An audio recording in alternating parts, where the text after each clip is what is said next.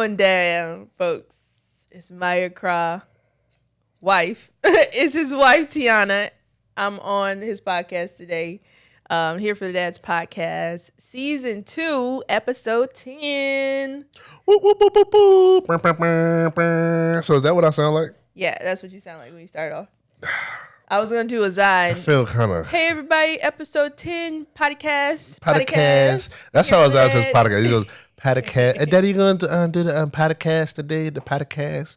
At this point, it's like people talk about speech impairments and all the other stuff. Like, I just think it's cute. Like, I don't want them to go away with the cute talk. What's another few things that both of them said that we just like love? Boring instead of born. Yes. The twins were boring in October, right, Mommy?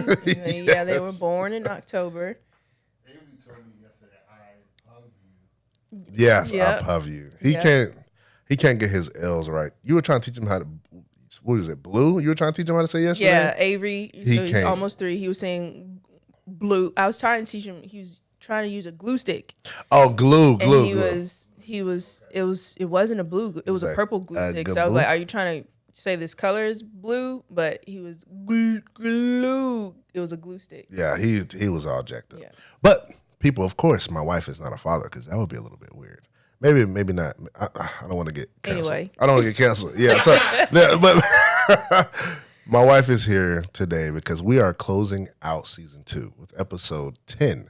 Before we start transitioning into a whole new space, we got something completely new coming for you guys. But if you didn't know, we just had our 7th year anniversary. 7 years. For a man who is horrible with dates and stuff.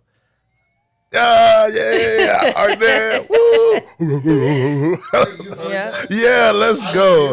You don't hear it? Oh, man, I love that. Yep. So we've been married for 7 years. 7 years, man. We've had kids for 5 of those. For 5 years, we've had. It feels like more because I guess you were pregnant. Been parents for 5 years. We have 4 children now. Yes, we do. 2 homes. Yes, we do. We've a lot of vehicles. We've traveled a lot. We've traveled a lot from that. But the reason why I want to have you specifically on here, every time we get married, like we do a big review. We always do reviews. We do bank statement reviews. We hit our anniversary. What did I say? Every time we get married. Okay, that's a little how many times you get married? Yeah, only one. Now I would love to have a wedding to marry you every year because that was beautiful. I would marry you. I was like, well, you better choose your words. That was gonna come out right. Okay, smooth. Carefully. Yeah. I would marry you every year of my life. I would marry you every day if I could. It would be amazing. But we always do a big review. What we realize we haven't done a review of is like what we expected having kids and like what it actually looks like now. Mm-hmm. And I feel like this is a perfect space for it because I've been trying to do the review of myself. I want to know before we got married, we were only talking about dating, boyfriend, girlfriend, all that stuff. Like, could you see me as your baby's daddy? Like, what was the expectation, or did you not even think about that? I wasn't want to use the term baby daddy because I never wanted a baby daddy. But I am your baby's daddy, though. You are, but first you're a husband. Amen. And you're a father. Amen. Then you're a dad. Amen. And they're all completely different. Yes, they are. Okay. I'm going to have to just turn it like that. Yeah. Okay. So I knew you were going to be a great dad because your passion for life, I think, and you are always so happy, giddy, like no matter what. I could have given you the worst news and you'd be like, okay, well, we gonna make something with nothing. Yeah, amen. And just the positive outlook that you had on your life. I knew that no matter what the situation, if we happen to have kids before we're married or not, I knew that when you were a dad, you were going to step up to the plate and do what you needed to do.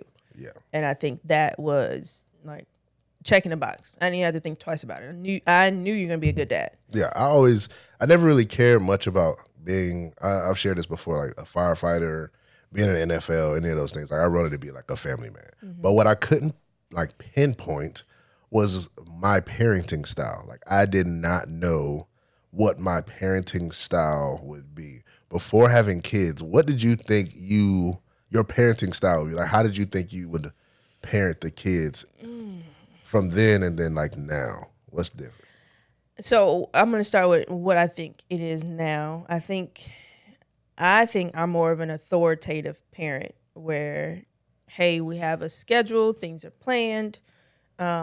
We do these things because this is what our family believes in. This is our family values, beliefs, and this is how it makes everything run smoothly. I think before being a mom, I thought I would be more free range. Because, I'm a creative mind. I love having the opportunity to just figure something out, make something with nothing. But now that I'm a mom, I'm like, where is the time to make all the things that I want to make? So there is a little bit more freedom in our schedule, but it starts with an authoritarian because we set boundaries for our children. And then on some days, because they know the boundaries now, some days I'm more, I let them relax a little bit more. Yeah. So they know the rules, but sometimes it's like, okay, let's just have a fun free day. And they don't test us. So No. Avery Avery's will. still learning. He's Avery still will learning test the you. way that we do things. But You know what's cute? I can give him the look. Yeah. And he knows. You can give me the look, and I know. There you go. Hey, but look, there's one thing. You gave Val the look last night, and she was like, This I think she was on the chair. Oh yeah. So Yeah. I told her You cut that real the quick. third time I told her. Yeah. So so what I tell the children to do things once, and then the next time I have to tell them, I make eye contact with them, so they know I'm talking to you. You hear me. I know that you hear me. I see you. You see me. You know I'm talking to you, and you're understanding what's going on. Now, if she wasn't understanding, but she got down off that chair. She had a chair on the couch and was sitting on the chair wobbling. And I was like, Val, you gonna fall? That's what I said the first time. I said, get the chair down. The second time, made eye contact with her. And the third time, I was like, Val. And she did it. now let me tell you. So I'm gonna tell you where her soft spot is. So any dad out there who has a son for their firstborn, you're either going through this, been through this, or whatever. We saw something that we really connected with, and it was basically it said, wife's first son is her last love, and a mother to a son is his first love. And at first, I think I had seen it once and didn't really think anything of it. And then I realized after we were having a conversation one time, I was like, babe, every time I try to discipline Azai or tell him anything, you always take his side first. And she does it every single time. Like, Well, it's not like I take his side. I run to his defense.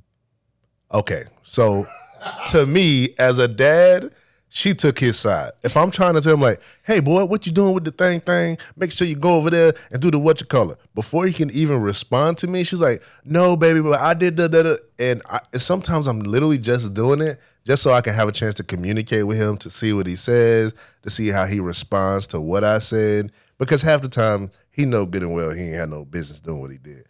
But he knows if mom's around, mom's gonna save him. So he would literally just give me a blank stare first, like, and then Tiana will say something. Mm-hmm. And I'll turn to her like, after a while, I was like, babe, you always come to his defense. And I think at first she got a little bit defensive about it. And then she was like, you know what? I do. Yeah, and I apologize for it. Yeah. But I also said sometimes I jump in because Azai will be doing something that I told him to do, or he's doing something that he's like, I gave him some freedom to do what he needed to do. And Meyer will be like, hey, why are you doing that? And he's like, he doesn't want to say, but mommy told me. You saying he trying not to snitch? Because he snitch on me. Well, it's not snitching. Bro, he ain't got no problem snitching on me, dog. It's not snitching. Sometimes you don't even let him finish his sentence. And I have to jump in and say, hey, Meyer, calm down. I asked him to do X, Y, Z. And you be like, oh, yeah, do what your mama said. Yes. I think what I want in that time is for me to get a chance to be wrong. Like sometimes you may have to just let me be wrong so that I can then apologize. Because if I do it and I'm completely wrong and you just like, Meyer, like after, right? After he responds or after he snitches on you or whatever, then he could be like, then you can come to me after and be like, Meyer, I actually told him to do whatever. And I've done it before. I go back and say, Azai, I'm right. so sorry that I went off on you about something that your mom told you to do first. That's important. Or to do at all. What's important? Learning to say sorry to your child. Yes. Not easy to do. Not easy. It will break you down. But it's easier to do it now because if you don't do it now, you definitely won't do it later. I have this conversation all the time with my parents, and I think it's still sometimes hard for them to even apologize. They'll maybe recognize what they did, but it won't be easy for them to be like, I'm sorry that I impacted you in this way. And I think it's you do a great job of slowing down and making sure whoever you're apologizing to is listening. You say, hey, I'm sorry. And you don't just leave it at sorry. You expound and explain what you're sorry for. And I think you do that very well with Azai because we know that he's trying to learn how to apologize. And he can accidentally hurt his little brother. And he's like, I'm sorry. Well, you're sorry for what? That's how we know if he did it intentionally or not. Yeah. So we're not teaching him that, hey, sometimes a sorry can just end at sorry right now. But when you expound past I'm sorry, it shows that, hey, look, it really was an accident. And it's not something that I did intentionally. Didn't mean to hurt your feelings. But I'm sorry for the behavior that I did. Yeah. At their age, it's a whole lot more you have to get to before you even get to I'm sorry. Like when they're 3 and 4 and 5, sometimes they just get afraid, embarrassed. They don't want to cry around anybody. So what we've had, sometimes he'll accidentally hurt one of his friends just playing, or they'll run into each other. Maybe he's fine, but they're crying. And we try to get him to go say I'm sorry. He'll say I'm sorry and then immediately start crying. And I think a lot of kids do that. So now you got 2 kids over here crying. One of them got hurt. The other one hurt. The other one is completely fine, but is crying because they're embarrassed. Then the hurt one stops crying, and you're like, I don't know who to console, where, what to do. So yeah, we've been there. We're learning a lot of that. We're trying to teach it.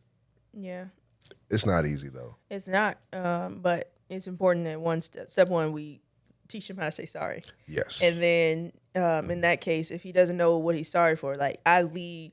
That's what we're teaching Avery how to say sorry now. Yeah. And he be smiling, Avery, though. I got to watch Avery. We were at the the sprinklers, and he knocked that little girl down. I know Avery doesn't have the vocabulary to explain why he's sorry. So we checked on her. I said, Avery, say sorry. He said, I'm sorry. And then I looked at the little girl, and I said, sorry he hit you, or sorry he bumped into her. Sorry he bumped into you. Are you okay? And Avery echoed, are you okay? So he can't say everything in between, but he knows I'm sorry, and he knows, are you okay? And ouch. And and he knows. So ouch. He's learning the next. Yeah, he is. He's learning a lot. But I think those are 2 things. Like, hey, teach your child how to say I'm sorry. Ask the person, are you okay? To make sure that you don't need to, go. And then I went to the girl's parent, and I told her, hey, he bumped into her. I don't know if the lady saw or not. I'm sure she heard her daughter crying. But I'm like, hey, my son did it. We said sorry. She says she's okay. Can we continue playing? Yeah, it was way softer than that. Yeah, I saw you. I'm not saying it like that, but it's managing the situation and keeping it, containing it, so it doesn't blow up into a big thing. You remember me and you had that playground conversation, Sony, where the women, they're just way more confident in that area. As soon as I saw it, I didn't freak out. I was just like, oh snap! Now this is something. Tiana? Where's Tiana? This is something I gotta deal with. I don't want to deal with it. Hopefully she hop at it first. And it's just, maybe it's because I'm non-confrontational. So it's either like I'm gonna go at something completely low when I'm with another non-confrontational person. Like, oh yeah, he didn't mean to do it on purpose. He's all right. She's all right. Whatever. Keep moving, right? Or I jump completely over that, and it's time to fight. Like now we duking it out, and I don't want to do that. I don't never want to go there. Yeah, I think the important thing is acknowledging, hey, my child hurt yours or could have potentially hurt yours, and keeping it kosher, because you don't want to be that person on the playground or in the play space that everyone's like, whispering, hey, his son hurt my son. You want to keep Yeah, him that's the away. bad one. That's the bad You kid. want to or try that. and prevent that from happening. Now, if my son is doing some things, like you get 2 times to hurt somebody intentionally wherever we're playing, and then we're leaving. Yeah. Because I don't want him to get in the habit of hurting people, and then making the area unsafe for the other children to enjoy playing. That's horrible. So I want to go back in time with you a little bit, because I started this off by asking you the type of father you thought I would be, or your expectations, or whatever. The reason I want to go back in time is because as I kind of think about the type of father that I wanted to be, or that I would turn out to be, the first place I go to is probably the way that I was fathered. Is that even really a word? I always use it as a verb, but I guess father is a verb. It's the thing you do, right? Yeah. Dad verb. Dad verb. If you haven't heard of Dad verb, great podcast. Go follow him. Yeah, great. Follow the YouTube channel. He does great reviews as well. I believe it's 2 of them, but I normally see one other guy. But check it out, Dad verb on YouTube. Great YouTube channel. But I always go back to the things that I've learned and the things that were done to me. Sometimes I try to get rid of some of those things, and some that I actually use, but naturally, that's what my body goes to, and that's what I remember. So with me saying that, can you talk to me a little bit about your childhood with your father and some things that you liked, didn't like, or expectations? Like, can you just take me through some of that? And if it gets longer, that's cool too. I know a little bit of your story, but of course my audience doesn't. You know most of my story. Yeah, probably like 98%. No, just a little bit. And you know my dad. So, I love him. Yeah. So I grew up in what I would call a single parent home. My dad was pretty in and out of my life, so kind of inconsistent in my life when I was younger, just for various reasons. He and my mom weren't always together. I am number 5, so I'm the 5th child of 7. So don't be asking me for no 7 now, child. Okay, Meyer. Children are a blessing. Amen. Amen. So I was always used to having my mom, my grandma, and my siblings around. So that was kind of not saying that I grew up saying that I didn't need a dad, but by the time I came along, it was kind of like, all of us have the same dad and mom. So by the time I was born and kind of recognizing what was happening, it was kind of like, oh, well, mom's doing a great job. We got granny. We had a few uncles that we can go, aunties. So the village was around enough that it's not like I don't personally remember ever necessarily feeling like I was missing anything. Right. It was like life goes on type thing. Yeah, life was going on. Like, no, I didn't have a dad, but it was like, I have a dad, but he's not in our lives right now. We would still have communication with him. My mom would still take us to see him, all the things. But it was just like, oh, well, my mom is a provider. I'm going to go ask mommy what I need, stuff like that. And when mom wasn't around, I had my siblings to kind of help me figure things out. Right. Fast forward, we ended up moving states from where my dad lived. So he was in Illinois, and we moved to Georgia. Just my mom and my 2 siblings then. It was me, Elijah, and Sam. And I sort of didn't see him at all. I think we moved when I was 12 or 13. I was in 7th grade when we moved to Georgia. I hadn't seen him from 7th grade to the day before our wedding. Yes, and I want to talk about that too. And I don't know if we should pause there or if we should keep going. Yeah, so it had been maybe 9 or 10 years since I had seen him. My mom would always tell us in that time frame, I left and went to college. Yeah, it was a lot. So I moved.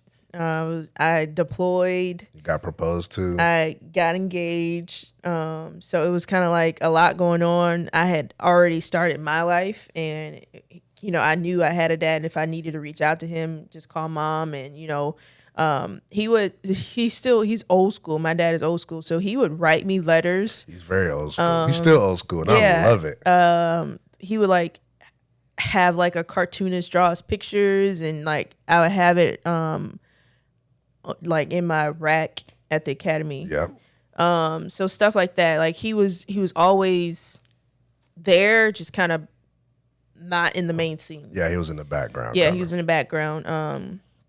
But yeah, that's kind of where what we were 22, 23. Yeah. So from 7th grade to the age of 23, kind of didn't necessarily have a relationship with him. Yeah. And then I was like, whoa, day before the wedding, who's this guy? Yeah. I mean, you weren't like that. Not but like that, but it was like, wow, Dad, it's good to see you. Yeah. Thanks for coming to our wedding, one.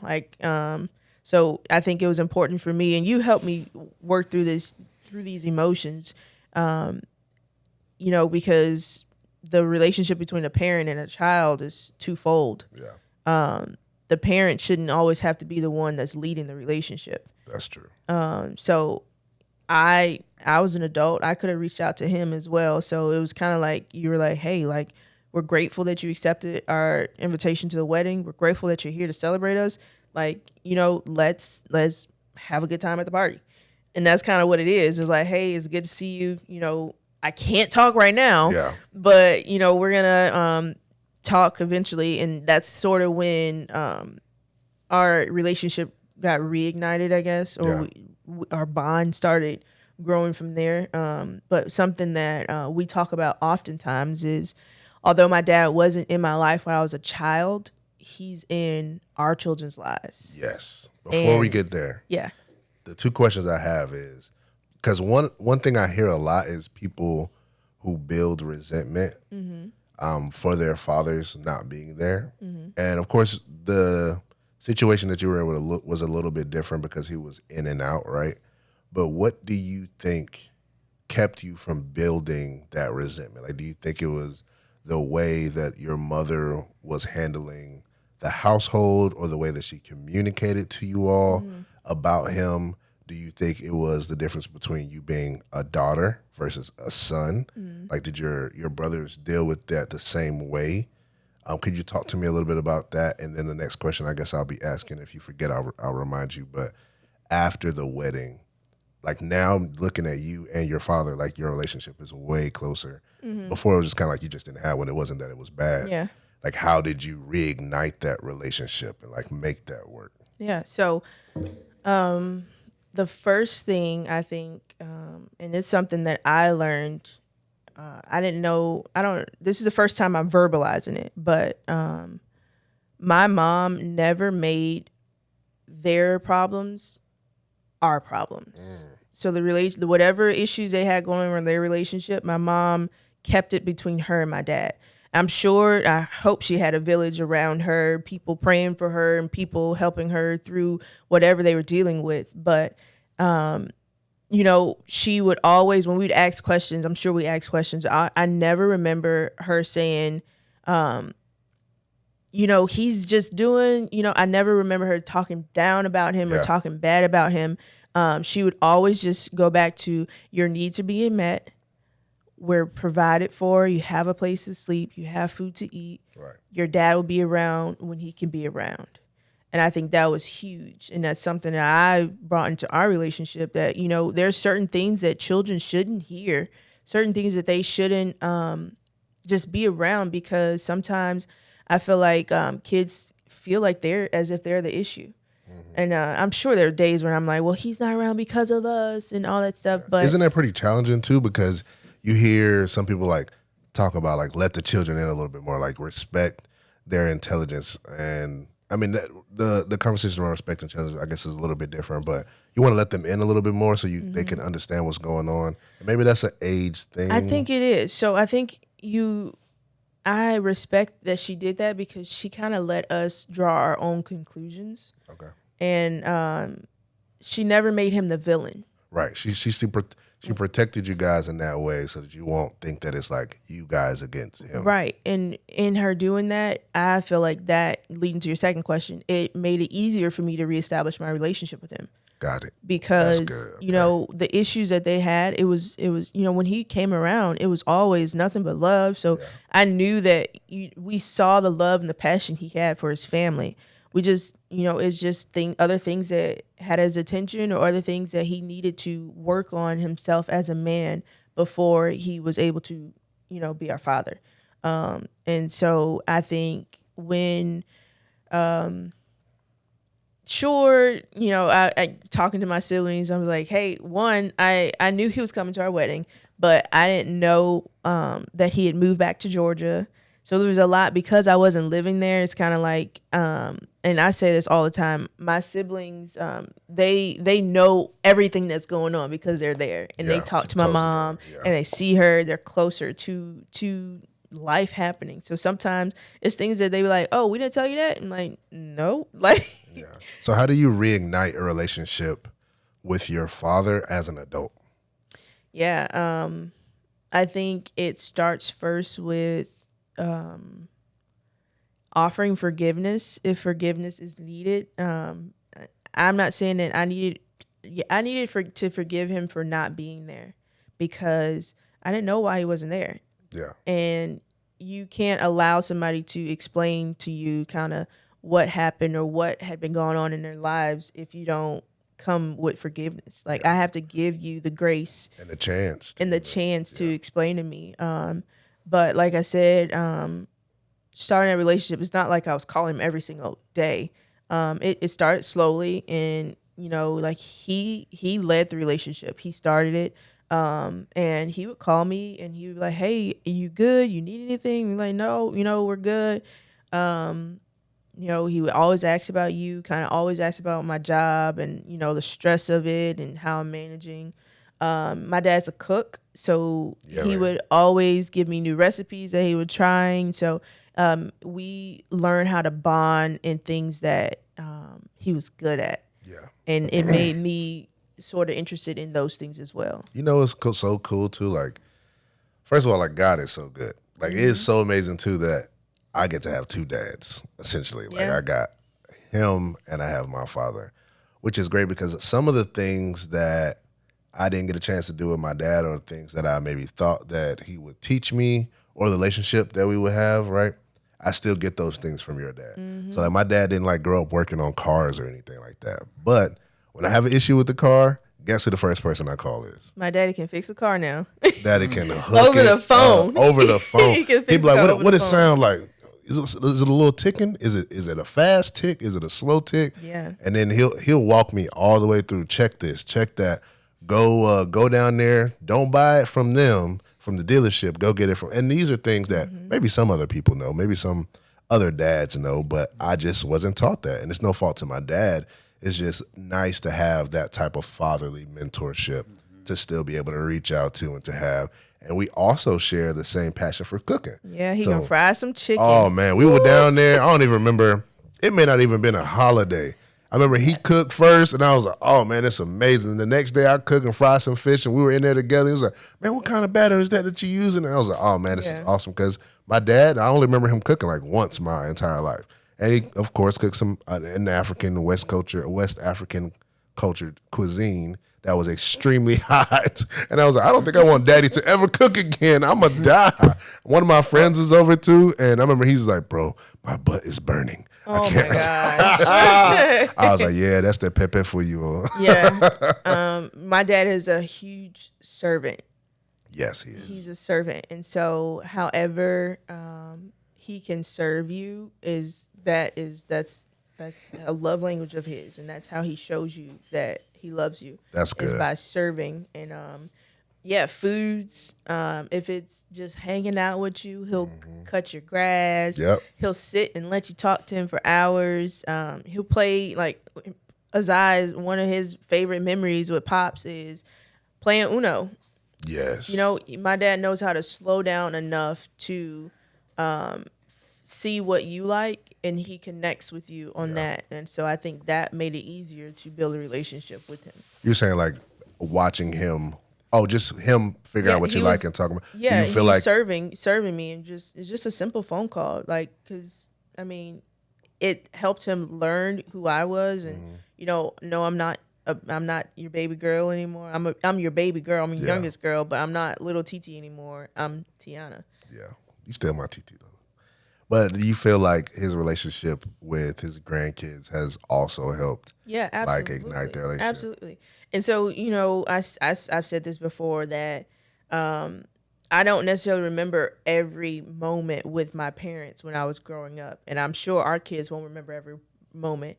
But it's the idea that I get to see him parent my kids now, my children now, and seeing how he, just very gently picks up the twins. And he's like, hey, this is enough pressure on his head, right? He ain't too cold, right? Where his socks at? I'm like, Dad, like, Your chill imitation out. of your dad is actually pretty good. Your voice got to be a little bit deeper though. Okay, but I'm no, like, just saying, yes, that's pretty he's good. fine. Yes, you're doing your things, or like seeing him slide a 20, and his eye be like, what's this for? Yeah. Well, yeah. When I say he old school, he still be slot man. He I'm slides money to the kids. if you need something to eat, though, and you just late at night or whatever, and you about to go grab something to eat or some gas or whatever, he pulls out like a whole roll, like a just straight cash, like cash money.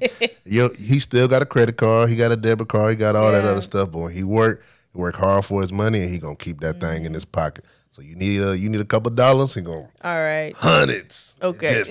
Just tap. Well, I love it too. It's so cool. Yeah, but it's the fact that I get to see who he is as a parent through the lens of a parent, and the things that I don't always catch that our boys need.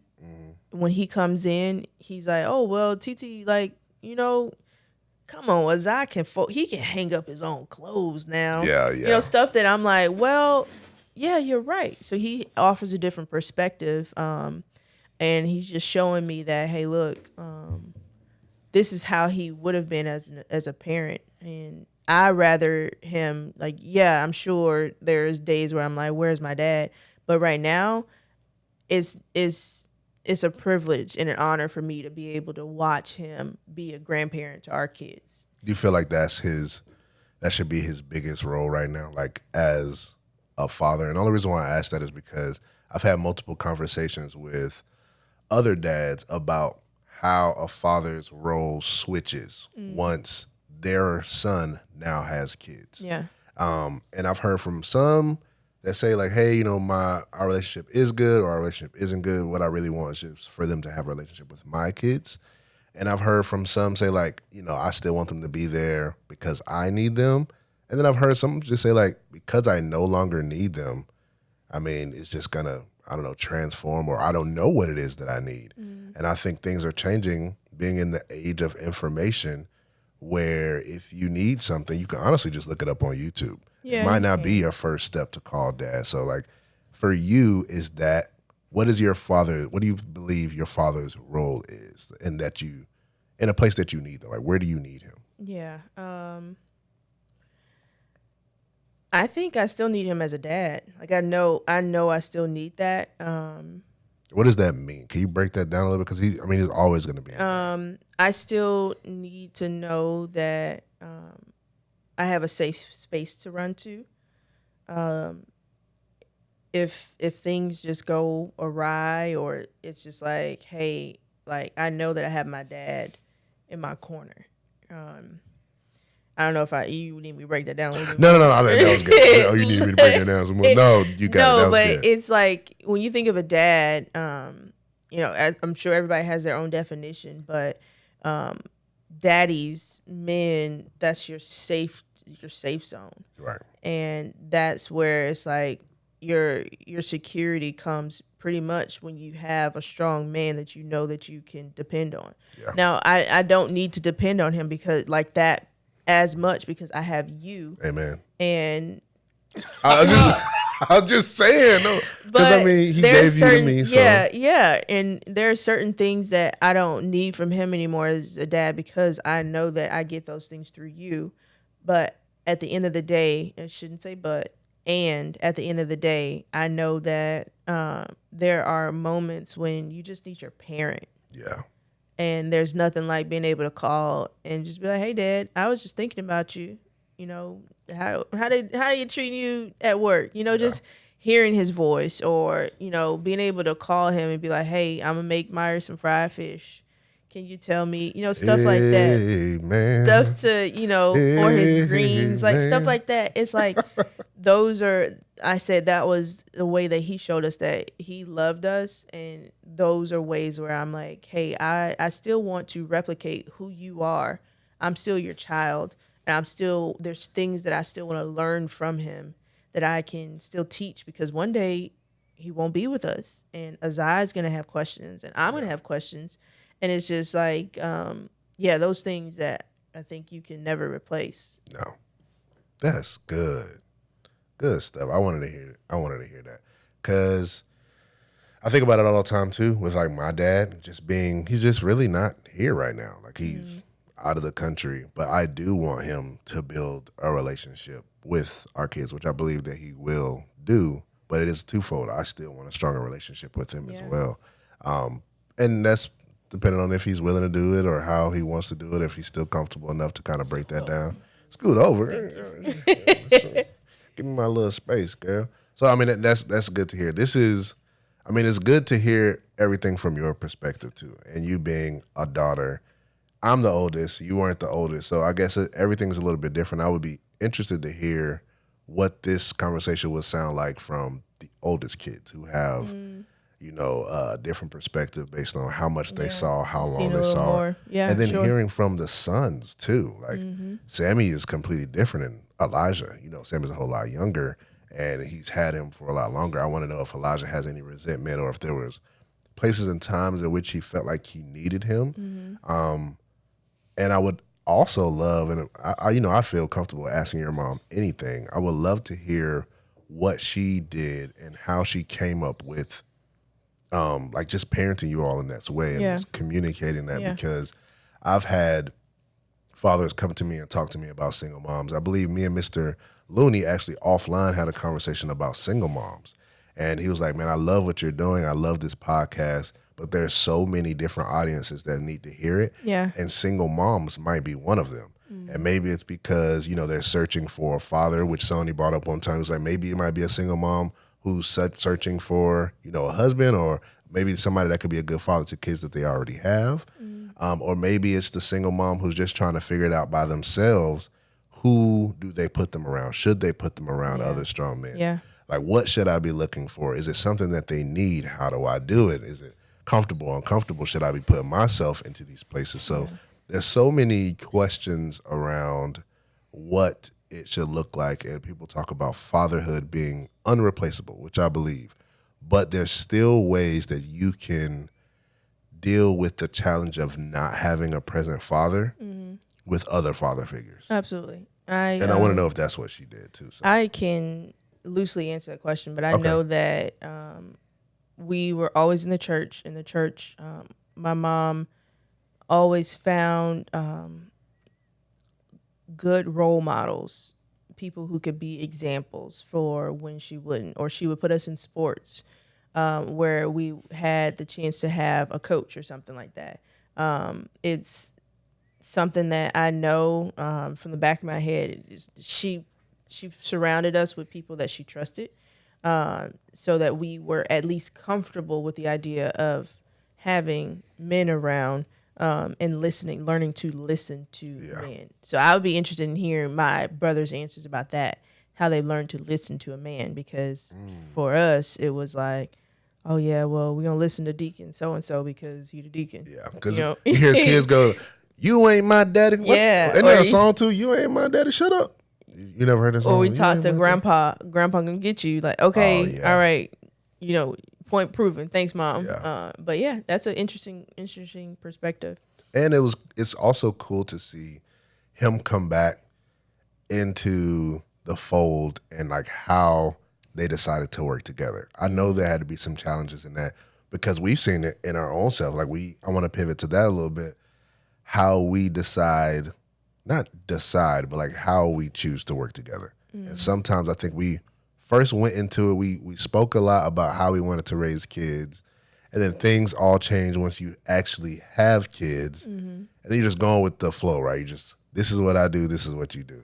And then some pop up, like the conversation with us about guns. I'm having a conversation with my uncle, they from the country, so you get a rifle when you turn 5, 6 years old, you learning how to hunt and all that other stuff. And it's what I'm used to hearing and what I'm used to talking about. So of course I'm like, okay, I get something small, maybe teach him some, some fire safety rules, and I move on like that. And then I bring it up to T, and she's like, wait, whoa, what? Yeah. And that was like one of those things we haven't talked about. But our parenting style is something that we did have to work together and agree on. Yeah. What would you say like our parenting style is, if you had to put a name to it? And what does it look like for mom and dad to work together in finding something that works for the kid? What's our parenting style? Yeah, I don't even know the name for it. It's real hybrid. Yeah. Yeah. We're not like, we I don't. was just about to say that. Hybrid, right? Yeah. I think it switches depending on the situation. So, we have boundaries, and I'm going to go back to the authoritative. Like, we have a very structured, kind of. Would it be? Are we structured or are we strict? Like, what are we? I don't think we're strict. I don't think so. I think we are routine. Yeah, We're routined, but we have our moments where we're just like free range. All right, kids, what do you want to eat? Okay, Yeah, that's what we're gonna do. it is. I don't mean to cut you off, but it is a little bit. I'm trying to think of like, am I strict, right? Or will I be strict? When I look back, I think I see my parents as being like strict parents for not letting me go to certain places that I wanted to go, or maybe hang out with certain people. And I'm trying to put us in that same position because for the first time last year, we had Zai have a friend reach out to us about like going to a party and spending the night. And we had never got like the spend the night like question before from somebody from school. Like he spent the night pretty much only like one or two other friends that were like very close with like family very friends. tight knit with those people. Yeah. And I'm like, no, like we know. Yeah, but we agreed. We didn't even have to. I told you that he got invited to spend a night at somebody's classmate's house, and we were like, you were like, I'm like, don't worry about it. I said no. I said no, yeah. And it wasn't just that; it was somebody else's house, right? We didn't know the parents enough. The environment. I think we did have a couple pieces of context about maybe what he may be exposed to. We didn't. We want said that he could go over. I would stay with him, but because we weren't familiar with his family, kind of, we didn't know if people would be arriving after we left. We didn't know kind of enough who about lives them. in the house, who's gonna be there, what So the parents might be doing. We treasure our children so much that I think it goes past just protecting them as a parent. It's are you really understanding the value and the importance of being a parent? Every day doesn't have to be that heavy, but it's if you really understood how precious your child is and how formative these years are, and just the pricelessness of their mind and protecting them from even things that they don't understand. Now, there was a few, thankfully he didn't hear her ask me if they could. Lord Jesus, that would be a different story. When kids hear other kids, like if Azai asked me in front of one of his friends, "Hey, can JJ spend the night at our house?" I'm like, boy, why did you just put me on blast like this and doing that? Yeah, I knew better. After I probably got popped in the mouth one time for doing it to my mom when I was young. I knew not to do that, but go ahead. I'm sorry. As a parent, once you realize just hey, everybody doesn't think how you think. Everybody doesn't believe how you believe. And we got one chance to get it wrong with our children, and that's all it takes is one chance, or the 1 second that you are just like, fine, go, but I don't know who's gonna be at your house. I don't know. So we are the parents, and we said that we always want to have the house where everybody will want to go to their house, where you can control a little bit more. Does that make us strict or helicopter parents though? I don't think we're helicopter. I think we're cautious parents, and I think we are structured parents. Okay. And we like to know, it's not that we want to control the situation. I think we like to just have the chance to control the situation. Yeah, I'm about to say that.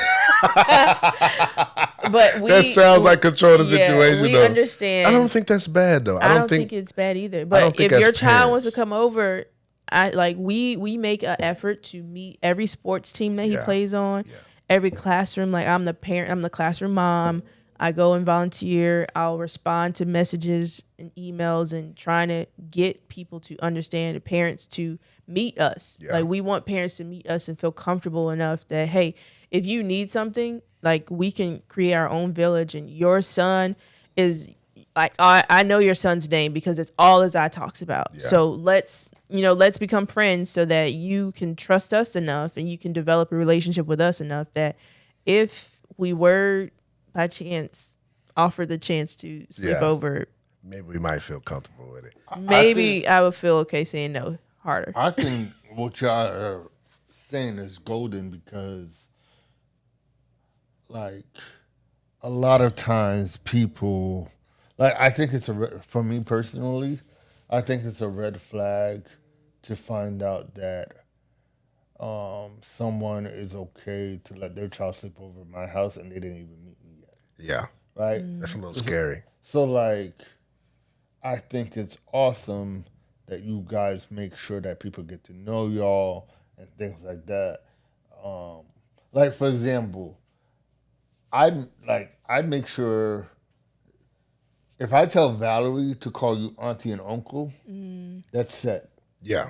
You already know that there's the respect. That's set. Yeah. Right? Mm-hmm. So I think there's clues that people should, like, this is golden. This is educating people. Mm-hmm. And I hope people are taking notes because, like, you should be very, very cautious of who your children's going to be around with. Yeah. And, like, see the environment. Like, even, like, have dinner dates and see how it smells like and things like that. Yeah. Find the, do you even know what the kids are allergic to? Right. Right? That's true. Like y'all came over.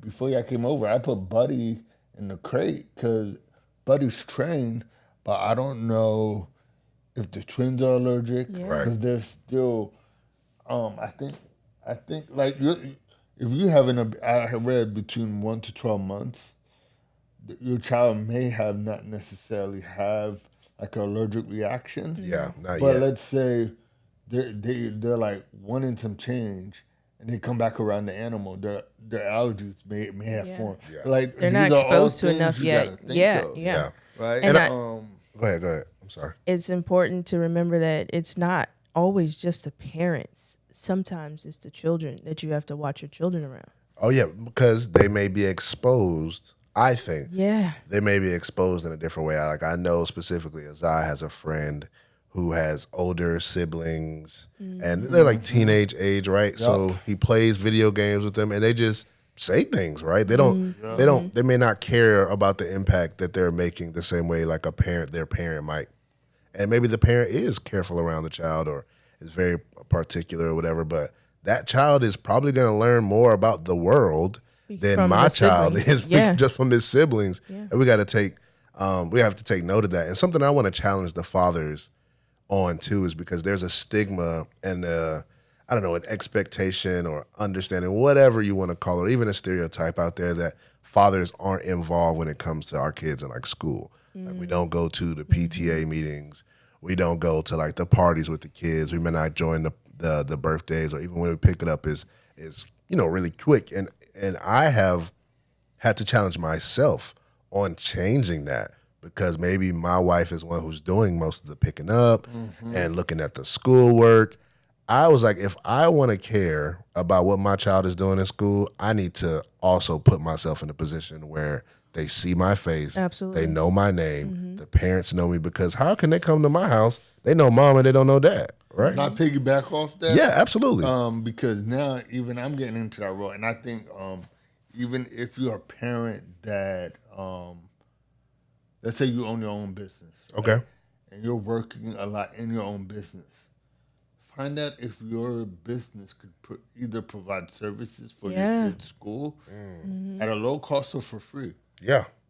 Just last week, I emailed the school for Valerie and stuff because they do picture days and all that. I said, hey, here's my services. Here's a discount I could give you, but please communicate to me if that's an issue. Because I'm like, all right, I also want my kids to see what I'm doing, and if I can pour, because I also hear that what you do can also be like a ministry. Yeah, absolutely. Right? So if I could pour that love into their school, do it. Right? Absolutely. So I like what you just said, and I know a lot of time people are like, well, then I'm taking time away from that. Well, what if you take what you do and figure out how you could blend it? Right, because some of the services that you might be able to give, if you just have a simple business, you still write an invoice for it. Now it's a tax write-off, right? Yeah. You're able to help the school, help your child, and help yourself all at the same time. Yeah, you're being a present father. And man, so for some things that you did, you can, or some ideas, maybe if you have a school-age child, is, hey, go read a book to your child's classroom. Yeah. Or, hey, you can't take the time off to read a book, take your child some lunch. You know, you have a lunch period. If it coincides with your child's lunch period, go pick up a pizza and, you know, communicate with the teacher. Hey, I got an hour off. Can we have some time to eat pizza with the classroom? Stuff like that. It changes the game. Or volunteer for field day. Or volunteer. Figure it out. Find a way. Find a way. Or even drop your child off and walk them into your class. Yeah. Just sometimes being able to see. I think we had a situation where there's somebody that Azai was getting into it with in the classroom, and Meyer took Azai to school the next day, and he picked him up as well. So when those two students were leaving, that little boy didn't mess with Azai because why? Daddy was there to pick him up. Yeah. You know, Daddy is there. It's like, oh, well, that's your dad? Oh. And I ain't going to do nothing to the kid, but no. Nothing like that. Right, but sometimes it's like, oh, wow, you know, I can see why Azai's behaving like that because his dad is watching him. That's why Azai's doing the right thing. You know, sometimes it's just those subtle things that I'm sure 5-year-old isn't, you know, processing it like that. Right. But sometimes just being present, or dad, just take that afternoon off. Take an afternoon off. I know y'all deserve your days off too, but go just be present with your children. Find a way. Time. Yeah. And like sometimes people want to use like work as the example, right? I can't just get off work. I can't do this. I just can't do that. Well, people still have leave days, and you want to always use it for vacation. If you communicate with that teacher ahead of time about possibly volunteering, reading a book, or doing whatever, maybe that can be one of the days of leave that you have, or vacation, right? Maybe that's the first thing you do before you actually start your vacation. Those kids like to see the parents too. Like, we got so involved that we went in there. They were looking for her. They were looking for the twins. They were looking for the babies, because our class just got used to like seeing us and knowing that we were involved. And I think teachers also like to know that, because once you start communicating, they start communicating with you more about what they want, what your child should be doing, when they're doing something wrong. So there's not any like missed or unfilled gaps. But I go ahead. I'm sorry. Go ahead. You had something? No, I was just looking at my phone. I kind of wanted to help y'all like pivot. Okay. To another topic. I think we were talking about this during dinner the other night. On social media, there's a lot of videos of like parents or siblings cracking eggs. Oh Lord! On the young kids. The egg challenge. And I'm like,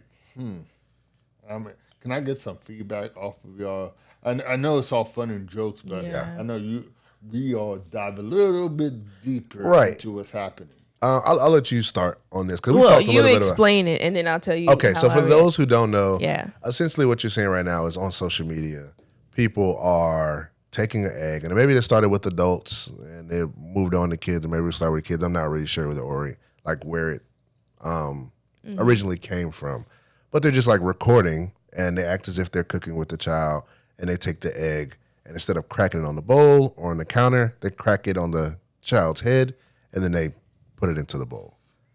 And you see a lot of mixed reactions in this. Like, some of the reactions I saw were very just like confused. Like, most of the adults of course like confused, and they laugh a little bit like, what in the world? But I've seen a lot of the kids are either one, confused, two, they laugh, or three, they get very upset and or cry. And that one is the one that like bothers me the most. And it automatically makes you reflect back to like, why are they doing this in the first place? For me, I understand for everybody it's not that serious, right? Like, for me, if you have a child, no matter the age, 4, 5, 6, or whatever, and y'all play like that, then it's cool. Like, you're not doing it for the likes. Maybe you are, but y'all play like that. Y'all do pranking and stuff like that. But if you don't play like that with your child or your sibling or whatever, don't turn a camera on and do something ignorant like that and just put it on there in hopes that you're going to go viral, just to join some challenge, because you don't know what that's doing to the child. We watched, I think me and you shared one with each other, and it was two, I think, like sisters who did it to baby girl. She might have been 4 years old maybe, and they cracked it on, both of them, like cracked it on her head. And at first, it seemed like she was so happy to be like baking a cake or something like that with her older sisters. And she went from that to just like flustered. Like, she like turned red. She got very sad. And she was confused. Like, why would my sisters do that to me? And then why are they laughing? And she asked, like, why did you do that? Why would you do that? Yeah. Like, you want me to do that to you? And it made me sad. The first thing I see out of this is the kids developing trust issues. Yeah, for sure. Yeah. Like, go ahead, yeah. I think with everything I do, maybe it's as a parent or maybe it's just a Tiana thing. When I do things, now I'm not saying like when I'm making coffee, but when I'm making a choice on an action that I'm about to take, I always say, well, what's the purpose behind me doing this? And if it doesn't make sense or it has no purpose, I don't do it because it's wasting time. And it's like, well, why would you do that? Yeah, why would you do that? So I asked myself an internal, why would you do that?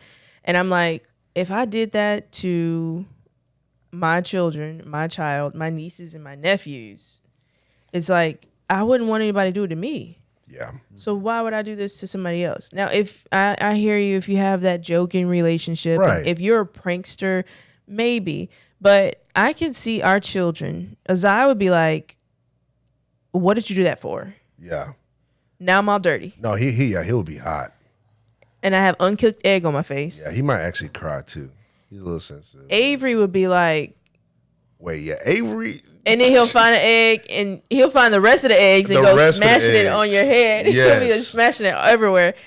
And the twins would just probably try and eat it, which Lord help.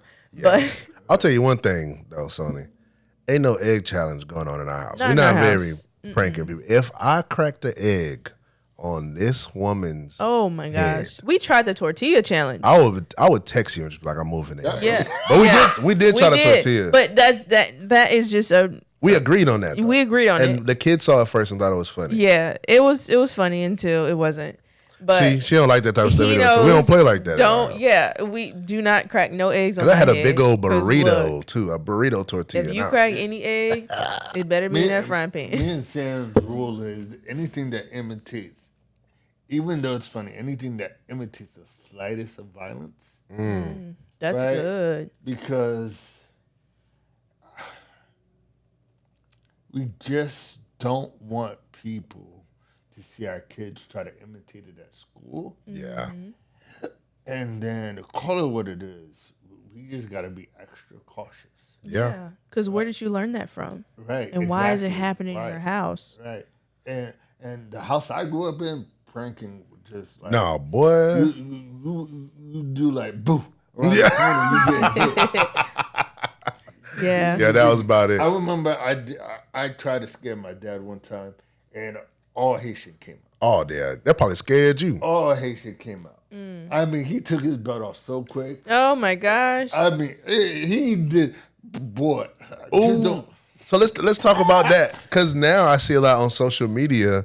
There's kids who are recording themselves pranking their parents and just doing the craziest, like dumbest stuff. Oh yeah, like shooting a Nerf gun at them or dumping water in their head while they're trying to paint a wall, just doing the wildest stuff. What if my kids not? I don't think old enough to even start that. Yours aren't either. But what if we're in that position like years from now? Like, how do we even react? Because at that point, I think we see ourselves like old school. Like well, parents. I think our relationship is gonna change obviously once our children become older. But I feel like our house is gonna get more playful, and I feel like it's gonna be that way because we are laying the foundation right now. Correct. And we're establishing things now. Boundaries. We have boundaries within our home, and certain things, yes, are good, and some things are funny, like the tortilla challenge. It was funny until I almost choked. But I forgot about that. That's what you meant. Yeah, man. Meyer hit me so hard with this daggone tortilla. No, I did not. I was like, what? And I tried to cough, and I forgot I had water in my mouth, and I almost drowned myself. What? Bro, it scared the mess out because I didn't know what was going on. I almost drowned myself with that tortilla. Can you imagine me being explaining that to anybody how I lost my wife and now I got to raise these 4 kids by myself? Oh my gosh. We was doing a tortilla challenge and she choked on some. That was funny. No, like looking back now, it was funny. And I think afterwards, once you realized that I was okay and like I kind of like gathered myself, we were like, that was funny. Tiana, I have no coordination. You got some. But I have you don't very got coordination. little coordination. Yeah, not because for that. The fact that I couldn't anyway. I know that living with this man, I know that one day the pranks are gonna start. Oh, it'll be something. I know they're gonna start, and I know that Azai is a funny guy. Avery has Meyer's humor too. Yeah. And I'm like, well, Noel has it. Noah might be on my team for this. He might be the only one on that team. I know our house is gonna turn into pranks, and I know at some point I'm gonna have to just woosah and let y'all prank me. Because we know, like as dads, I had a conversation with somebody about like leaving room for dad to have the relationship that they want, because mom's relationship with the kids is completely different sometimes than dad's. It's not like that for every dad, but we're the ones sometimes who picks the kids up and swing them all over the place. Mm-hmm. You know, sometimes we toss them up in the air. Like our relationship is just different, and you got to leave room for that. You got to be okay with it. Balance. Now, you said what? Balance. There's balance, right? Yeah. And as I'm thinking about it, it's gonna grow. Like it's gonna turn absolutely. into I'm that. just waiting for the day when I'm like, all right, let's see what happens when I get out of bed or what I'm gonna step into. Like, oh, and another thing dads might be a little bit different is like the way we talk to our kids sometimes might be a little bit different. Mm-hmm. For me, especially because I have boys, I have to remember that mom isn't privy to some of the conversations or the way that we talk. Oh my gosh, yes. And maybe I introduced some slangs a little bit too early. Like we've had conversations about our body parts and they know their body parts. But I was like moving super fast one time. Oh, we talked about that. We did, right? Yeah. But I'm talking about the word. He used slang. She might have to tell the story. I was like, what in the world, Meyer? Why are you? But he's like, well, that's what kids are gonna call them. I'm like, yeah, but. Like, have you explained to him that, okay, that's locker room talk? I was bathing one of the boys in the other one in one bathtub, and I ran over to, I don't know, give a towel to Azai. And Azai loved being in the bathtub and just playing. He'll play the whole time. He won't even take a bath for real. He'll be in there 40 minutes. He'll be like, bro, did you put soap on your body at all? He's like, oh, not yet, daddy, not yet. So I ran in there, and Tiana was in there. I was like, hey, bro, make sure you wash your balls. Make sure you bathe down, get behind your ears, your neck, and all that other stuff, and then ran out. And he this little boy looked at me, and he said, Mom, what are balls? I completely forgot that. I think we've always been saying penis, testicles, that I hadn't quite got to that part yet. You were just I was just he was just going off the top. Going off the top. And I was like, I said, ask your dad when he comes back in here. So, of course, I go back, and like she said, I always make sure I explain myself. So I said, hey, we had a conversation about your penis and about your testicles and body parts or whatever. So sometimes there's some things that's called slang where you make a nickname for something. He was like, oh, like Sonic has a nickname? And like, oh, I was like, yeah. Or like sometimes you call me Zaza. I'm like, yeah. So, well, your testicles, sometimes guys or girls may use a nickname. And because there's two of them, and they're kind of like balls, we say balls. He was just frozen. He was like, so this whole time I was like, okay. He was like, okay. Yeah, he was putting it together. So then I was like, but daddy has balls. All the kids they got balls. So boys have them. Boys have them. Mommy don't got balls though. And now all attention is just on me. So now he's just looking at mommy. At me, and he butt naked, just bathing. And I'm like, oh my goodness, I'm leaving. I get the other kids out of the bathroom. Just like, all right, Dad, great job handling. Yeah, that. that's my bad. That was my bad. I should have thought about that one. But that happens though. I'll do better. I promise. Dads talk differently to their children than moms do. Yeah, sometimes. Yeah, and then you have to explain yourself. Yep, you make me explain myself. I don't never just get out of that at all. Well, we've been working on explaining things to Azai because there's certain things that you just don't want to leave. If he would have been like, walk up to Sony and been like, Sony, do you have... because you never know what kids are going to ask. Yeah, we have conversation about privacy, too. So Okay, next question. So where are we on time? Or did you have anything? Because I do got some Q&A, too. Pulling up. Let's get into some Q&A. Ooh. So, babe, I know you probably heard the last episode. Mm-hmm. Our audience is starting to grow, and people are starting to show not more interest, but like feel a little bit more comfortable with asking questions. Yeah. So we've been getting questions from some of our friends, some people we do or don't know, and I've always blanked out the names. We use like anonymous names. If they give us one, that's cool. If they don't, we like make one up for them. But these questions I specifically took out because I think you could possibly help us with these questions, being a mom and all that. So I'll try my best. All right, so let's go to this first one. This one is from Millennium Falcon. We just had a child, and my wife seems unattached and more emotional than before. I've heard of postpartum depression. How do I approach this topic without her feeling like I'm judging her? Yeah, you definitely got to start with that one. Just had their first child. Congratulations. Life has changed. Yeah. The baby is here. Mm-hmm. I think one thing that I always first start with is don't forget that children come into your lives. Children are born into your lives, not the other way around. Yes, we're their parents, but they come into our lives, so they have to learn how to adjust to things that are going on and how we do things in our home, not the other way around. But I think the quickest way to do it is after a doctor's appointment. So at the beginning of the kids' lives or children's lives, when you're going to all those doctor's appointments, the 4 or 5 day checkup, the 1 week checkup, the 2 week, 1 month, 3 months, 6, the well baby checks is what it used to be called, at least. Oftentimes there's a survey that moms get in that packet for them to fill out. And that could be a smooth transition. Hey, I saw the survey that you were filling out, babe. I want to know some of the answers to the questions. Like, what were the questions that they asked you? What were your responses? And how is it that I could better support you in this? Because I think there's a different level of trust that you grow into because you're new parents. So you don't know how the other's going to respond to being a parent yet. Yeah. So it's a new layer that you have to uncover, a new layer of the onion that you have to cut. And sometimes we just need to be reminded that you also have, that we have your support and that, we're not in this alone. Sure, you can wake up and but babies change everything. Yes. And I think sometimes as a mom, you just need to know that, hey, I know you feel like you're alone in this, but you're not. And you have dad's support. How can I support you? Like whether it's, hey, babe, I got the baby, go grab some coffee by yourself. Or find out what mom's favorite thing to do is and let her go and do that alone where she doesn't have to have the guilt of leaving the baby with you. Don't call her while she's gone. Ooh, that's hard.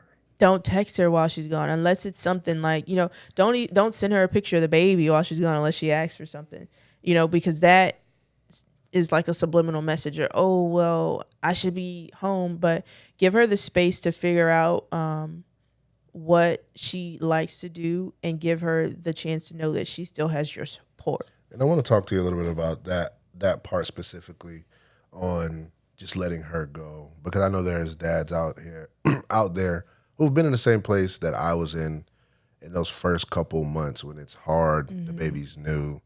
A lot of times, if baby's like breastfeeding or something, it's mom that's doing a lot of the bonding and building the relationship, and you don't feel a part of that. Like, you're helping support the best way you can. And at this point in time, like, you want to support mom. You want to make sure she feels good and that she's getting the help that she needs if she needs help. But maybe you don't yet feel comfortable enough to be with the baby by yourself. Don't forget that you have doctors, other resources, maybe like a help nurse that you could possibly call, that you could Google maybe in your local area. A friend, maybe one of her best friends that could just come over, help out, and be with you, dad, while mom goes out and does the things that she needs to do. Get an hour away from the home. So that's something that we were lucky enough to have, like your sister come. I still didn't feel comfortable being with the kids by myself. The twins, by myself. So your sister came and she was with me during that time, so you can possibly get some time to either sleep or be away. So I wanted to bring that up. And that's good. And most insurance companies, if you have medical insurance, they provide those services where they have nurses for the first 12 to 18 months of your child's life. Even now, we had somebody come and they're helping us out with potty training, because it's just it's a benefit that we have with our insurance that people, you just have to ask the question. I'm about to say, and we didn't know, like, because we're on babies 3 and 4. We had no clue, but you got to ask the question. You got to ask the question. And I think some dads also don't know that the same services that y'all talking about, that will apply through dad's insurance for mom. So don't overlook some of the services that you are offered or that you see in the pamphlet. Absolutely. And thinking that it's gender specific. Yeah. Right. No, it applies even for your spouse. For the caregivers. Yeah. And join that Facebook group, like in your area. Dads of Hampton Roads is one I'm a part of. I love being on there.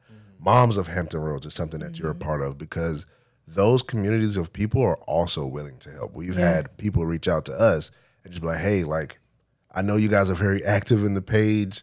I don't really have family here. Would you mind just, coming by? We can kind of build a relationship, maybe so that every once in a while we could do a play date, or you watch the kids while I go out. But before moving on to the next question, I want to remember that I also have people on here, part of the audience, that do not yet have kids. So can you, I know you're not a medical professional or anything like that, but could you possibly break down in a short way or most simple way, like, what is postpartum depression, and or how you could possibly, like, identify it in your spouse or partner? Yeah. So, I don't know the official definition of postpartum depression, but it is basically, so once a woman delivers a child, our hormones are out of whack. We've been providing for another human for the last 10 months. 40 weeks is 10 months. Yeah, I know I'm not good at math. We've been caring for something, and it basically just it gets detached from us. So it's something that we were growing and treasuring and caring for very tenderly for the last 9 to 10 months, and now all of a sudden it's gone. I see you, I'm holding the baby, but sometimes it takes our brain a little while to catch up to our body. The baby is no longer in our bellies, and now it's like, okay, well, I have to trust somebody else to be the one to make the right decisions for that baby. Or I have to do it all by myself. Or I have to do it all by myself if it's a single mom. And sometimes it gets very overwhelming because there's a lot that you're dealing with. You're trying to heal as however you might have delivered. You're dealing with sleep deprivation. The baby's crying. You don't know what the baby wants because the baby can't talk yet. So there's so much things going on that it's easy to get overwhelmed and feel like I don't know what I'm doing, or I want my old life back. things like that, where you're starting to get into a place that is lonely, a place that might be darker, a place that is like you're existing, but you're not necessarily thriving. You're not happy. Those are signs that you might be leading towards a little postpartum depression. And as a father, how do you identify that in your spouse? Or what things might you see? I think the easiest thing are a loss in interest in hygiene. So if the easiest thing for dad is, hey babe, I can take the baby, go take a shower. Go enjoy some alone time. Normally a shower can wake you up and it'd be like, oh yeah, put on some clean clothes, stuff like that. So loss of interest in a loss hygiene. of not necessarily interest in hygiene, but you just like, yeah, I'll take a shower eventually. Stuff like that. Or sometimes you rather sleep over taking a shower. Like if dad's going to take you for a while, I know you'll wake up in an hour. I'm going to go to sleep because I can put you in a bouncer and shower while you're watching me. You put the baby there. But as a dad, you kind of see, if you see mom getting detached and kind of from like the environment, like from like life, or like just not paying attention. She's not going to be her bubbly self right after she has a baby. So just nix that idea. But if the things that would normally make her happy no longer make her happy, or me, like I'm a reader and I love to read. So if after having one of our children, if I would have been like, nah, I'd rather just sit here and binge watch Netflix, that's not me. Got you. So it's important first, if you know your partner before having a baby, yeah, that is important for you to be able to see the patterns. If their patterns aren't normal, that's another sign that, hey, it could be leading so to very something. similar to like a normal, quote unquote, normal depression, right? Yeah. Like with somebody signs of being depressed. Okay, that's good. What, you got some more? Yeah. Let me go here. So this is from I'm Trying 93. Amen. My son will be 2 in 3 months. I feel like we've been dealing with tantrums already. Is this a part of terrible twos, or will it get worse than this? Ooh, I can start with that one. I can say that we started experiencing, first I'll say, like, we don't call them terrible twos. Nope. We say terrific twos. twos. And maybe that's like one of those like one of the cool gentle parenting type things that we were doing, right? But gentle parenting, okay. I mean, I hear That's gentle that's parenting. a type now. I know that's a type. I don't know if go that's ahead. fully our type. We couldn't think of types earlier, but gentle Oh, parenting. yeah. I know a couple types, Okay. gentle parenting. Our helicopter terrific parenting. twos. But yeah, terrific twos. I think we started observing but Avery move into what they call like the terrible twos before he was 2 years old. And I think that was because he started recognizing the things that he wanted and things that he couldn't yet say or be able to tell us or navigate his emotions. So because he already isn't in the twos, he still may be experiencing those terrible twos. Excuse me. Does it get worse? I don't know. It depends on the child. Yeah. Azai, I don't think we had any of that. I don't see it at all. And it might have been because he was our only child at the time. He had everything he wanted. He had everything he wanted. Maybe he got the attention. Maybe some part of the terrible twos could be based on attention that they're trying to get or they need or gain. So I don't know. That's a hard one to answer. Do y'all have? Yeah, I think tips for it is find out what your child likes. And when you're noticing, if a tantrum is full on happening, just let it happen. I know if you're out in public, it might be embarrassing, all that stuff, but you have to understand that your child is still learning how to deal with their emotions too. And sometimes when we're having a bad day, a 2-year-old, they can't tell you exactly what's wrong all the time. They can't communicate. So they're still learning how to do this. And could you imagine somebody saying, what's wrong with you? Stop crying. Like, just let them have a tantrum. Now, if they're in a place where they're not being safe and they're having a tantrum, like if they're in the middle of the parking lot, put them back in the car, let them, have a tantrum. But dude, like, chances are the people that are passing you, if you're in public, are parents or they've been around children. They know that, hey, children just need to have a tantrum at some point. It's gonna happen. They're working out their emotions. Yeah, they're working out their emotions. And the second part is, if there is anything that you can do while they're having a tantrum, it's just getting down in their level, saying, hey, I know you're feeling a lot of things right now. I don't understand what you're saying. I might not understand how you're feeling, but it's okay. And that's validating that feelings are okay. Tantrums are something that happen. Now, if they want a piece of candy and you tell them no, you're going to deal with it how you do. Yeah, you're going to have to learn that no is no sometimes. But for the most part, tantrums are going to happen. I just recommend that you keep a bag. Like I have a go bag. Excuse me. Maybe have their favorite toy on hand if you're in a car, or a snack that you know they love, to kind of let them be in their feelings and emotions. And once they come up for air and they're like, she's still watching me, then you be like, hey, would you like this? I know you're in the feelings. You can't have that, but I do have your favorite snack, an apple for Avery, or for Zai. To distract him. Yeah. I do have a dinosaur. Would you like to play with your dinosaur? To sort of change their attention and shift the attention to something that they love, so that they can kind of start coming back to being who they are. Yeah. I like that. And then the last question I have is from Mr. Bandit. Ooh, like Blue. Ooh, this is a good one. She wants another. Ooh. I don't. Ooh. Should I feel bad about it even though we agreed we were done? Our youngest is 2, and now all of a sudden she wants another one. Who wants this one first?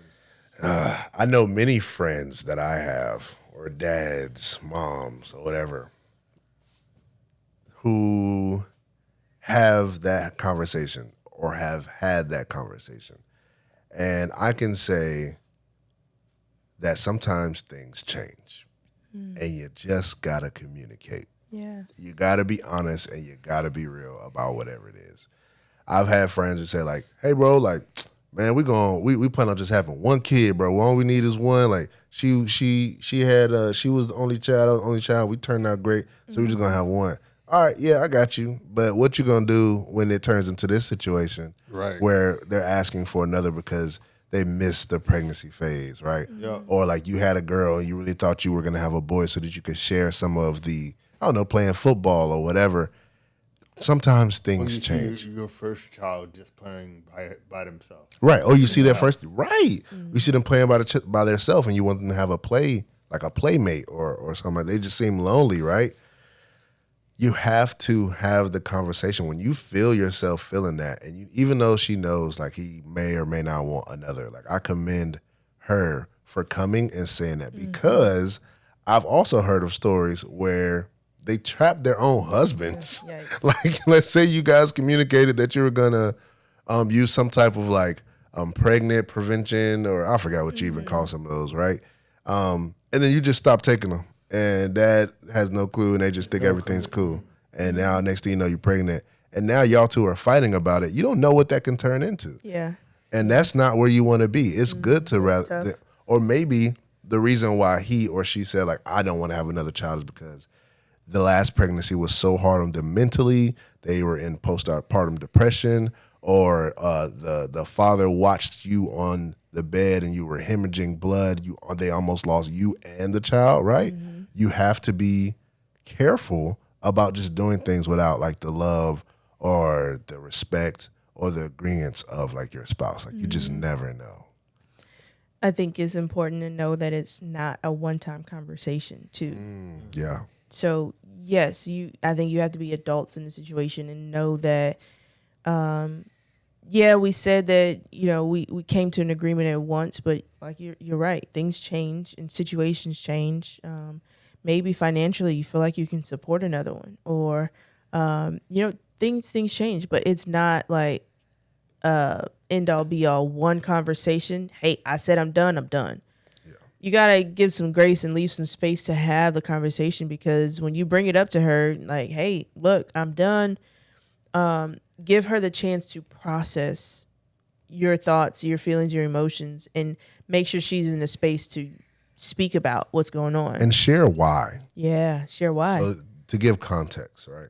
I think that's also important. Yeah. I didn't mean to cut you off. I'm sorry. No, it's just it's tough because there's gonna be some things in your relationship that you don't agree on.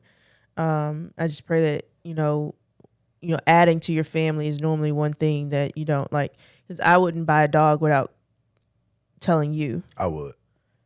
I think I would buy a dog without telling. No, I'm just playing. You wouldn't bring a dog home without telling me. No. So I think, and not to compare, but when you add things to a family or you change a dynamic, you're going to change a dynamic that much. I think you both deserve the space to say how you want, and it's not necessarily give your selfish reasons, because you can be selfish about certain things. I understand, wanting your wife back, wanting your partner back, and wanting the chance to watch more children grow. I can understand both sides. It's just having that open communication and put your heart on the table. Just lay all the cards out, and so that you all can know that when you make the final decision, that both parties had the chance to share. Yeah, that's tough. That's good, but that's good. I think we're there. We go back and forth. about every week on if we're gonna do this again and when we're gonna do it, why we would do it. Mm-hmm. But it's a conversation. Everybody is here for it. Everybody wants us here to have for the dads, though. I don't know about here 5 the dads. No, oh Lord Jesus. Or here 6 the dads. I would have to change the name of the podcast. For people who don't know, I use the number 4 because I have 4 kids. So here for the dads. I can't be here 5 the dads, can I?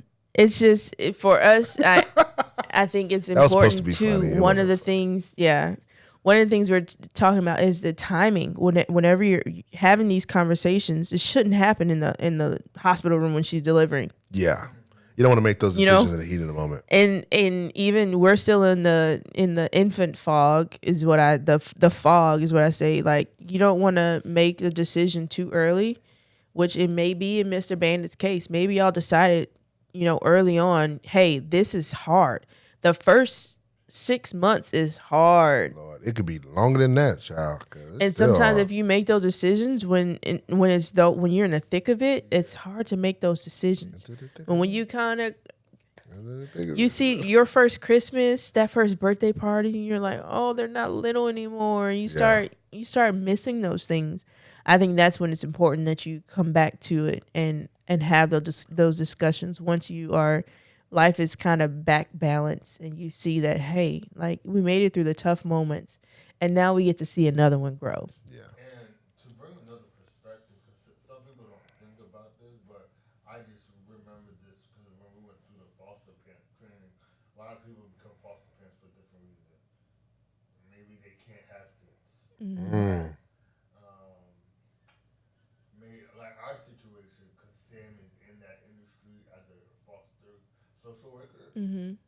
She just had the heart for it. But maybe some folks was like, hey, I don't think I can go through either the process of having a kid again. Yeah. Or maybe the certain age of the children, right? I know one parent, they lost their child while they were 1. The child was 1. Mm. So they wanted more kids, so they told the agency the child has to be 3 or older. Mm. So I'm just bringing it up where some people may want to dissect the question of having kids a little bit deeper. Mm-hmm. Yeah. Right? What in the past messed us up? Yeah. Right? That's good. So I did it. And I'm only thinking about this from this perspective. Yeah. Because I'm in it. Yeah. Right?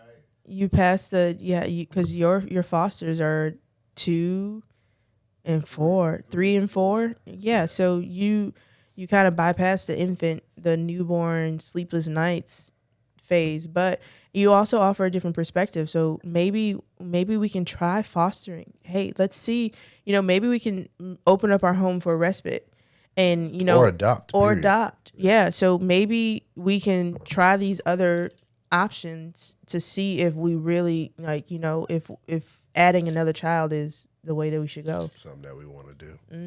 That's good. I just think people should, well, in anything, I think there's another surface level of questions that people can ask before completely shutting, locking, burning. Yeah. Get deeper.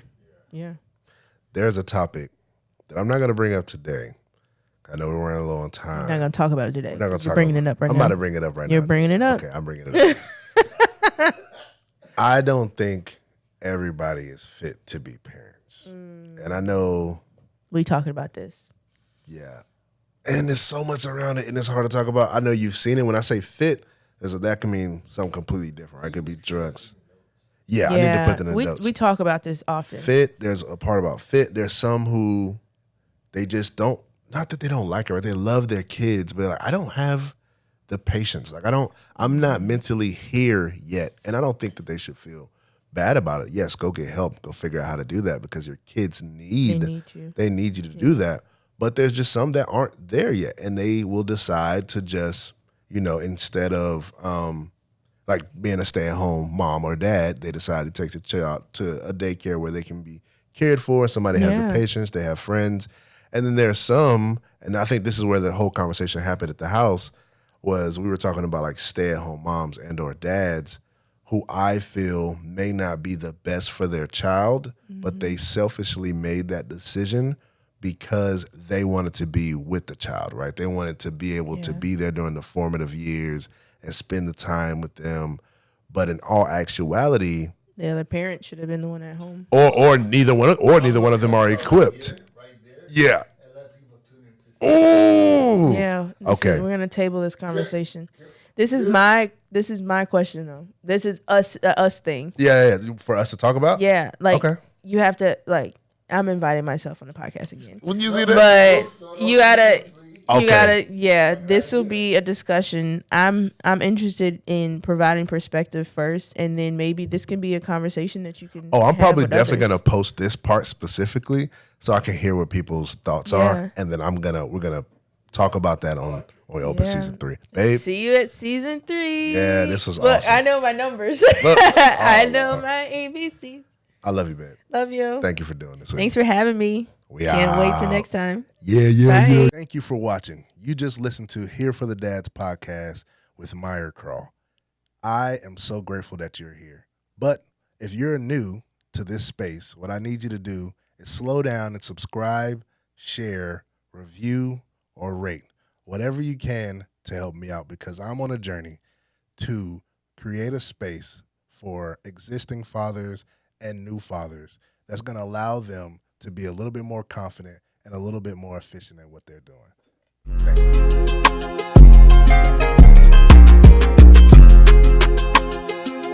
you.